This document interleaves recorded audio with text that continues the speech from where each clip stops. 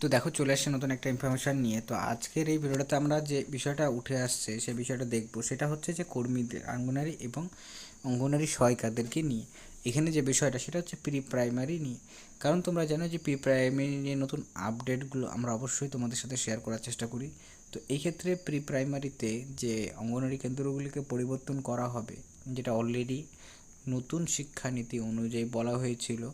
তো যেখানে নতুন শিক্ষানীতি 2020 অনুযায়ী বলা হয়েছিল যে প্রত্যেকটি অঙ্গনারী কেন্দ্রকে, টোটাল অঙ্গনারী কেন্দ্র যতগুলো রয়েছে অল ওভার ইন্ডিয়াতে, শুধুমাত্র কোনো একটা রাজ্যতে নয়, অল ওভার ইন্ডিয়াতে যতগুলো অঙ্গনারী কেন্দ্র রয়েছে সব কেন্দ্রকেই প্রি প্রাইমারিতে পরিবর্তন করা হবে, ঠিক আছে, এবং নতুন শিক্ষানীতির আওতায় নিয়ে আসা হবে। তো এই ক্ষেত্রে অনেকগুলো রাজ্য অলরেডি যেখানে কিন্তু এটা ইমপ্লিমেন্ট শুরু হয়ে গেছে এবং ইমপ্লিমেন্ট তারা করছে, এবং কিছু কিছু রাজ্য রয়েছে যেগুলো কিন্তু আপনার ইলেকশন, মানে এখন যেহেতু ইলেকশনের সময়